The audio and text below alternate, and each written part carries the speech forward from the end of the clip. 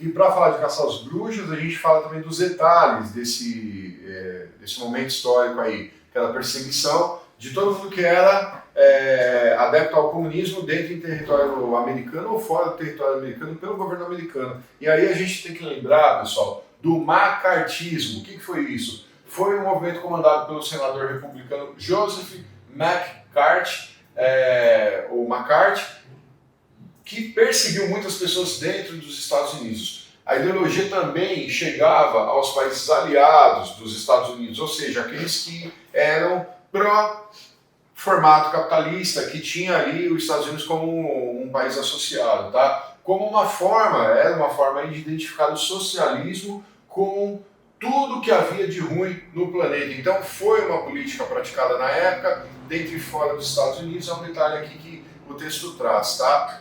Na União Soviética, pessoal, também não foi diferente. Então essa política de caça às bruxas não é uma coisa que ocorreu somente, um processo que ocorreu somente dentro dos Estados Unidos. Na União Soviética também vai ocorrer.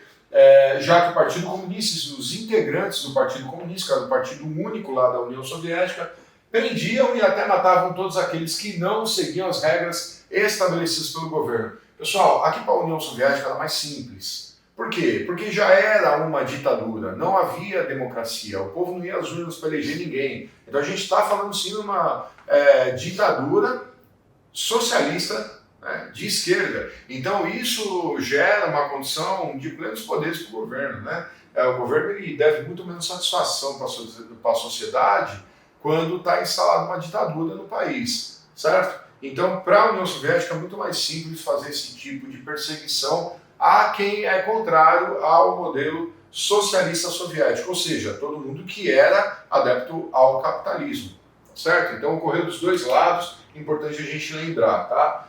Sair desses países, por exemplo, era praticamente impossível, né? Quando a gente está falando de União Soviética, né? A gente está falando de uma questão de patrulhamento muito próximo, um acompanhamento muito atento de tudo que está acontecendo nesse período. Por isso que a tensão era tão grande durante a Guerra Fria, né? Um sistema de investigação e espionagem foi muito usado de ambos os lados. Enquanto a espionagem norte-americana cabia à CIA, os integrantes da CIA, os funcionários da KGB faziam o serviço secreto soviético. Os KGB, agência de inteligência, de investigação da União Soviética, tá?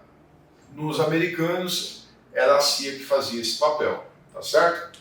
E o Plano Marshall e o Comecon. Importante falar um pouquinho aqui dos dois. Então, o Plano Marshall, pessoal, as duas potências, tanto os Estados Unidos quanto a União Soviética, vão desenvolver planos para que haja o desenvolvimento econômico dos países membros. Vamos lá, países membros. Então, quem é associado com os Estados Unidos é país membro do bloco capitalista liderado pelos Estados Unidos. E quem é adepto ao socialismo passa a ser país membro que vai ser amparado aí pela União Soviética, que é a maior potência socialista do período, tá bom? E a partir disso, pessoal, no final da década de 1940, os Estados Unidos já colocam em prática o Plano Marshall, que eu já falei, coloquei até um mapa aqui para a gente poder visualizar, oferecendo ajuda econômica, principalmente através de empréstimos, né? Por meio aí de empréstimos para reconstruir os países capitalistas que foram afetados na Segunda Guerra Mundial. E aí naquele mapa, os pontos em verde, agora há pouco a gente viu, você tem lá os países que receberam ajuda econômica, financeira, empréstimo aí por parte dos Estados Unidos nesse formato do Plano Marshall, para ajudar as nações que são associadas ao bloco capitalista, que fazem parte e apoiam o governo americano capitalista, tá? Já a Comecon que é menos falada, tá, pessoal? É importante lembrar desse nome aí. Foi criada pela União Soviética em 49 com o objetivo de garantir o auxílio mútuo entre os países socialistas. A Comecon nada mais foi do que uma grande, um grande conglomerado de auxílio mútuo, de participação entre países do bloco socialista para se ajudarem aí após as perdas aí e a destruição ocorrida lá na Segunda Guerra Mundial, tá bom? Então ambos os lados vão aí criar mecanismos para restabelecer a economia dos países que são associados, tá? Que são aliados. Envolvimentos indiretos, tá, pessoal? Então alguns eventos que ocorrem que a gente tem que falar aqui. Primeiro aí, Guerra das Coreias, né? Guerra da Coreia, das Coreias. Importante, tá, pessoal? É um conflito que ocorre entre 1951 e 53, ou seja, 7 anos depois do final da Segunda Guerra Mundial. A Coreia foi palco aí de um conflito armado grande, né, que teve uma participação enorme aí em termos de contingenciamento, poderio bélico, enfim, um evento expressivo, tá? Após a Revolução Maoísta, ocorrida lá na China, a Coreia sofre pressão para adotar o sistema socialista. Vamos lembrar, pessoal, que a China já está aí migrando para um formato socialista nesse período. E a Coreia está do lado, é uma península, né? Um pedacinho de terra ali que é ligado somente por terra pela China, tá? Então, um pedacinho, um quintalzinho da China praticamente, né? Com todo respeito, são países importantes, a Coreia do Sul é uma potência hoje, né?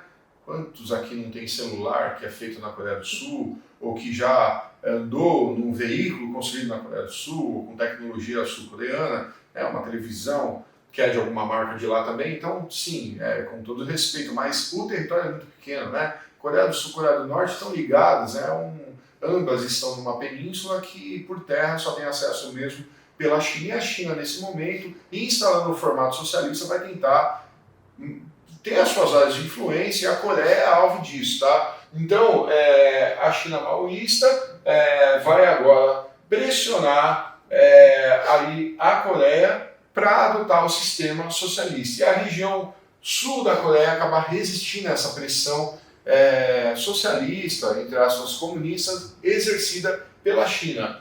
E a região sul da Coreia, ou seja, a Coreia do Sul, daqui a pouco a Coreia do Sul, ela vai receber o apoio dos Estados Unidos, o apoio militar. Os Estados Unidos vai entrar nessa briga, oferecendo apoio militar realmente para que haja uma resistência armada na Coreia, para que o sul da Coreia, que não tem interesse em se tornar socialista, se mantenha capitalista e seja favorável ao formato capitalista, que é o que os Estados Unidos tanto defende, tá? A guerra acaba durando 2 anos e termina em 53 com a divisão da Coreia lá no paralelo 38. Paralelo 38, pessoal, a gente está falando já do conceito geográfico, né, dos meridianos e paralelos, né? Lá em geografia, quando você tiver aula comigo aí, você vai ver um pouquinho sobre isso. Os paralelos nada mais são do que linhas imaginárias, né, pessoal, que fatiam o planeta do extremo norte até o extremo sul, e o paralelo 38 é a 38ª linha de divisão vertical do planeta, quando a gente começa a fazer aí essa contagem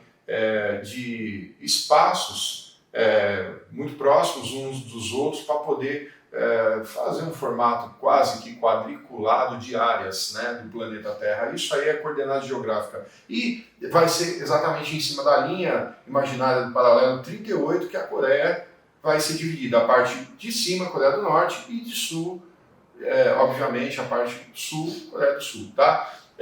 E você tem a Coreia do Norte ficando sob influência soviética até hoje, né?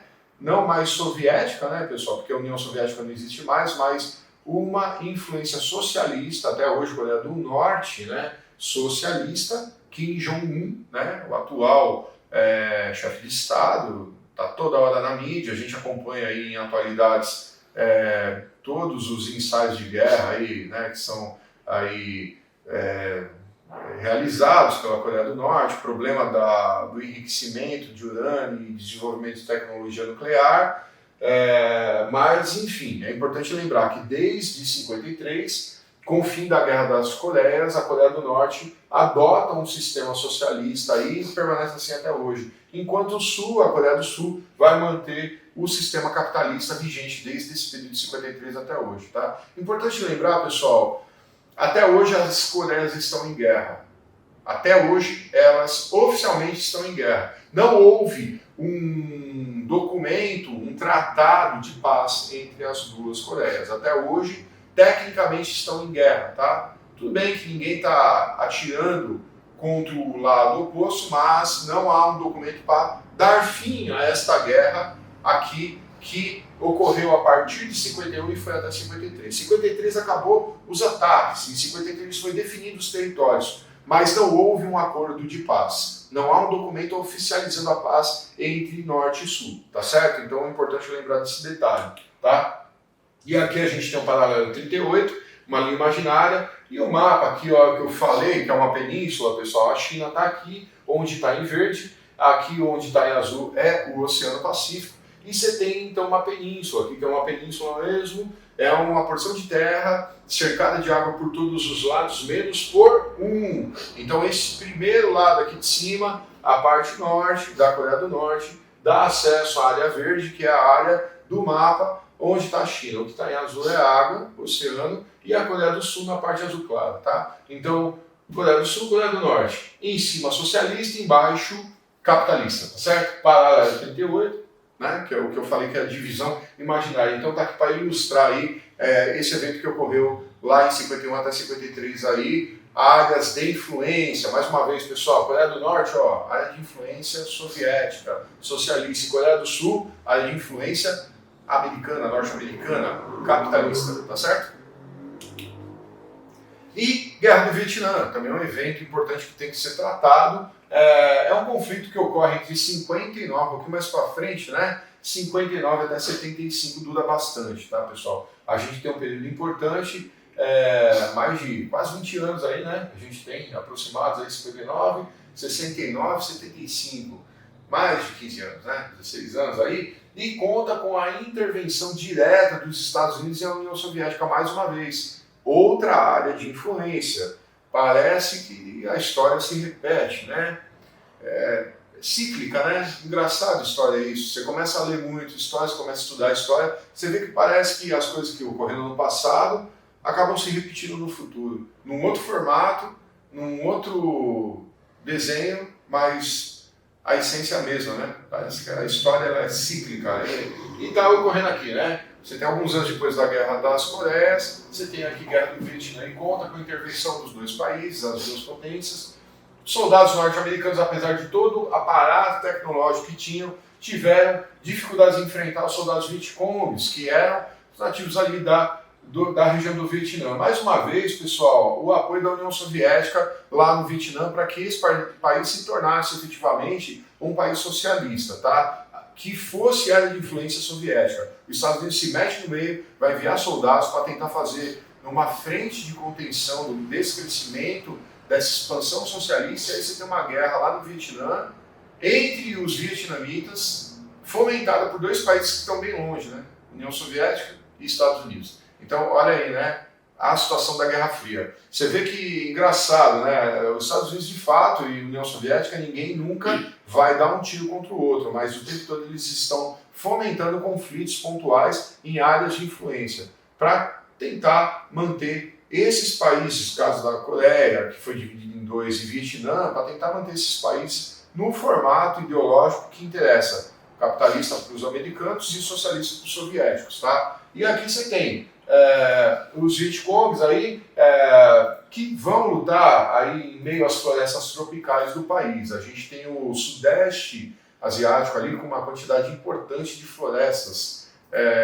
E o terreno é diferente, não é uma coisa que é conhecida pelas tropas americanas, e aí vai ter essa dificuldade para os Estados Unidos conseguir vencer esses conflitos aí e acaba aqui perdendo a guerra, tá? Então, os Estados Unidos saíram derrotados e tiveram que abandonar o território vietnamita, que de forma vergonhosa em 75 e que passou então a ser socialista. Então, a partir de 75 você tem o Vietnã efetivamente socialista aí, com o apoio da União Soviética, se tornando área de influência da União Soviética, tá certo? Imagem importante, pessoal. Essa imagem aqui ela ficou mundialmente conhecida, né?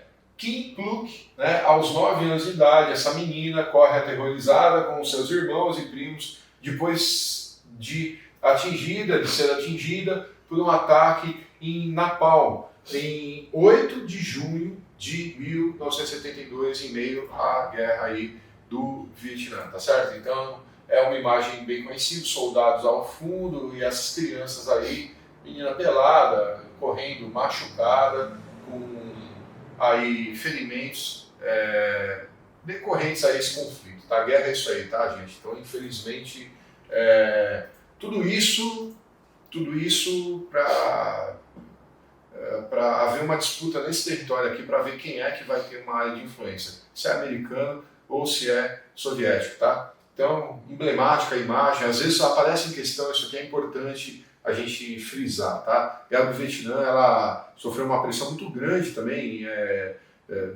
de classes sociais do próprios Estados Unidos que eram contrárias a esse conflito aí, em nome de uma hegemonia capitalista no mundo. Aconteceu o que estava acontecendo, quantos soldados americanos estavam morrendo também, né? Então foi um desastre importante aí da idade contemporânea, tá certo? Muitas mortes e um estrago substancial nesse conflito, tá? Crise dos mísseis, pessoal. Vamos falar agora da crise dos mísseis, também período de Guerra Fria, 1962, tá? Lá em 62. Pessoal, esse episódio aí da crise dos mísseis está aqui na América, né? Então ele é conhecido pelos 13 dias que duraram o impasse entre União Soviética e Estados Unidos, tá? Foi lá em outubro de 62, graças à instalação de mísseis nucleares soviéticos na ilha caribenha de Cuba. Então, pessoal, Cuba já é um país socialista aqui em 62. A União Soviética que está desenvolvendo armamento, e aí a gente falou da paz armada logo no início da aula, falamos dessa corrida armamentista. Então a União Soviética desenvolve míssil nuclear e envia lá para Cuba, que é uma ilha na América Central que está muito, mas muito perto dos Estados Unidos, tá? Pouquíssimos quilômetros aí de distância de Miami, né? No sul aí dos Estados Unidos aí, né?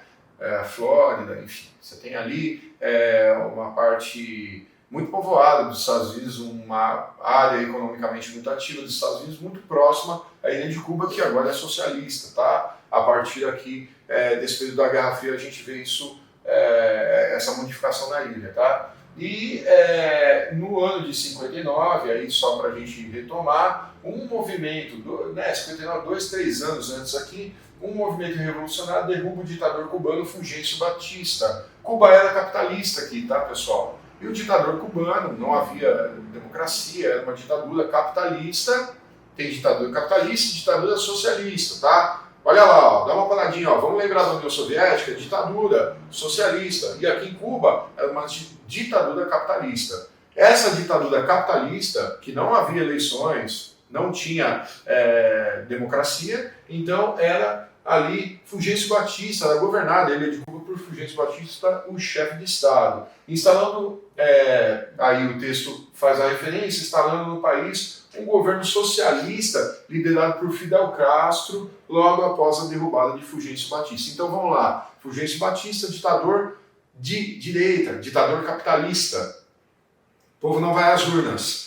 Sai o ditador capitalista, Fulgêncio Batista, derrotado pela Revolução Cubana, que foi liderada por Fidel Castro, e Fidel Castro vai tomar o poder de Cuba e se tornar chefe de Estado. Porém, Cuba continua vivendo uma ditadura, só que agora uma ditadura socialista. Então você sai de uma ditadura capitalista com Fulgêncio Batista e entra numa ditadura socialista com Fidel Castro. Tá bom? Então, não há democracia em Cuba, partido único. Antes também, ali da Revolução Cubana de 59, também era uma ditadura, então é um país que a democracia está muito distante, tá? O povo lá não sabe o que é eleger seus candidatos, não sabe o que é ter representante político aí na esfera de governo municipal, estadual ou federal, tá bom? O novo governo de Cuba, que agora é socialista com Fidel Castro, alinhou-se à União Soviética e se tornou dependente economicamente desse país. Então Cuba, pessoal, durante muitas décadas, dependeu efetivamente de dinheiro da União Soviética. Dinheiro e materiais, exportação de produtos soviéticos, basicamente, praticamente só a União Soviética realmente que chegava com algum tipo de apoio econômico aí em relação a Cuba. Tá? Cuba vai sofrer uma sanção econômica importante, né, do governo americano. O parlamento americano vai criar uma série de dificuldades para que Cuba faça comércio com os países capitalistas, e Cuba se torna realmente uma ilha isolada aqui na América, o único país socialista das Américas, tá? E por isso vai contar muito com o apoio da União Soviética. A União Soviética que mantém Cuba praticamente respirando aí durante todo o período da Guerra Fria, tá? O líder soviético Nikita Khrushchev, a fim de provar a capacidade bélica e nuclear, seu país aproveitou-se da influência exercida pelo governo cubano nesse episódio da crise dos mísseis e da relação hostil também que Cuba mantinha com os Estados Unidos, que por anos haviam apoiado o governo de Fulgêncio Batista, e instalou mísseis na ilha direcionados ao território estadunidense. Então, pessoal, de fato, os mísseis foram instalados em Cuba e foram apontados para os Estados Unidos. Tá? Isso tudo por determinação do presidente soviético Nikita Khrushchev. Tá? Vai gerar uma reação imediata. Né? Então você tem 22 de outubro, o então presidente dos Estados Unidos, John Kennedy, comunica à população em rede nacional de TV sobre a presença de mísseis na ilha, a uma distância de apenas 140 quilômetros do território dos Estados Unidos. Então olha lá, o presidente, em outubro do mesmo ano aqui, dando a notícia para o povo americano. Tá? O presidente Kennedy anuncia ainda que os Estados Unidos procederiam com um bloqueio naval à ilha e que o país, que o próprio Estados Unidos, estaria preparado para usar sua força militar caso fosse necessário à segurança nacional. Após a transmissão do comunicado do presidente, vai se instalar um clima de tensão enorme, pessoal, e medo também entre as duas grandes potências, tanto os Estados Unidos quanto a União Soviética. Isso inicia, de fato, o medo, né, do início de um conflito armado, que pudesse ocorrer um conflito armado, sobretudo porque os países tinham tecnologia nuclear. Então o medo de um ataque nuclear simultâneo aqui foi muito forte nesse período. A crise dos mísseis foi um dos períodos mais tensos, tá, pessoal, da Guerra Fria. E o momento crucial dos rumos de tensão entre as duas potências aqui foi a aproximação de uma frota naval soviética aos navios dos Estados Unidos, que faziam um bloqueio à ilha. Diante do crescimento da tensão, o presidente Nikita Khrushchev acabou se expondo da possibilidade de retirar esses mísseis de Cuba, tá? Em troca do quê? Da promessa de que Kennedy, que é presidente dos Estados Unidos, não invadiriam a ilha. Então foi feito meio que um acordo ali de cavalheiros. Secretamente o governo dos Estados Unidos se comprometeu ainda a retirar os mísseis que havia instalado lá na Turquia, na fronteira com a União Soviética. A Turquia que agora vai ser também área de influência americana durante a Guerra Fria. Em junho de 1961, os dois países chegaram a um acordo que colocou fim à crise dos mísseis em 28 de outubro de 62, tá, pessoal? Então, olha isso, né? Você tem mísseis soviéticos na ilha de Cuba, que está agora sendo um país socialista, apontado para o território americano. E aí manda a frota naval, o presidente americano manda a frota naval, cerca a ilha. Aí vai lá o presidente da União Soviética, que mandou os mísseis para Cuba e mandou apontar para os Estados Unidos, mandando tropas. E aí fica aquele momento de tensão e no fim há um acordo de retirada dos mísseis de Cuba, com a certeza de que os Estados Unidos não ia atacar a ilha, e em contrapartida também seria ali retirado os mísseis da Turquia que estavam americanos, os mísseis americanos da Turquia, a área de influência americana, que estavam apontados ali para a União Soviética, né? Estavam preparados para ser ali utilizados caso fosse eclodir uma guerra entre as duas potências. Então, esse foi o contexto da crise de mísseis, tá? É importante, às vezes aparece, Guerra Fria sem crise dos mísseis não é Guerra Fria, tem que lembrar. Importante tópico, tá, pessoal? E o capitalismo na Guerra Fria, vamos falar um pouquinho sobre a questão do capitalismo. Então, pessoal, durante a Guerra Fria, apesar da ameaça de expansão do socialismo, né, da União Soviética, o capitalismo se manteve na sua terceira fase. Qual foi a terceira fase do capitalismo, pessoal? Foi a fase do capitalismo financeiro, tá?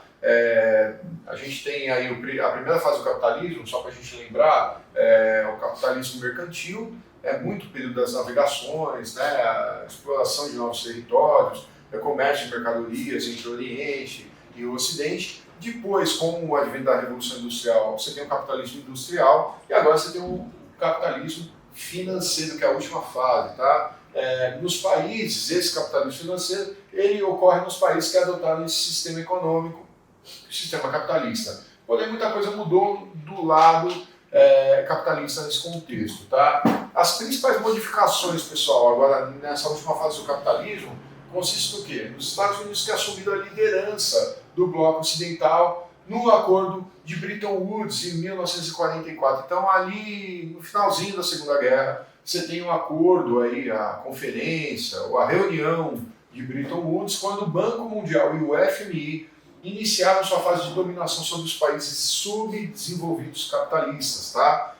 O dólar torna-se a moeda forte na economia capitalista. Então, importante lembrar, tá? Basicamente, pessoal, essa convenção de Bretton Woods, ela decreta que a referência monetária do planeta Terra vai ser o dólar americano.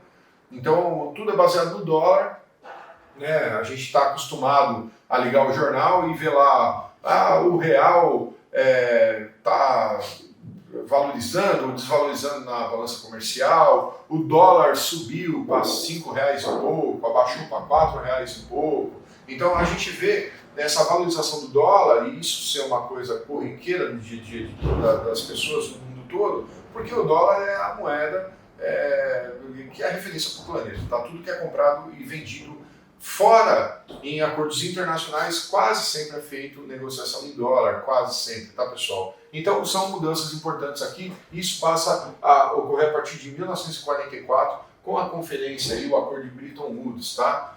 Além da questão do FMI e do Banco Mundial, que vão agora emprestar dinheiro para país pobre, para país subdesenvolvido. Isso gera, pessoal, uma dependência econômica muito grande agora dos países pobres capitalistas em relação aos Estados Unidos por causa do dólar, a dolarização praticamente da economia aí, né? A gente tem daqui para frente essa mudança importante. E também, pessoal, no prisma, no olhar do tamanho da dependência econômica e das dívidas internacionais que vão ocorrer agora e vão se aumentar e vão crescer cada vez mais dos países capitalistas pobres em relação a esses organismos internacionais, Fundo Monetário Internacional, o Banco Mundial também, né? FMI ligado à ONU, tá, pessoal? A ONU, a Organização das Nações Unidas, ela está muito próxima dessas modificações agora, nesse cenário. O FMI ele faz parte da estrutura da Organização das Nações Unidas, tá certo? Então vamos lembrar que agora tem uma condição de controle muito maior, né, por parte dos Estados Unidos para esses países capitalistas pobres, tá certo?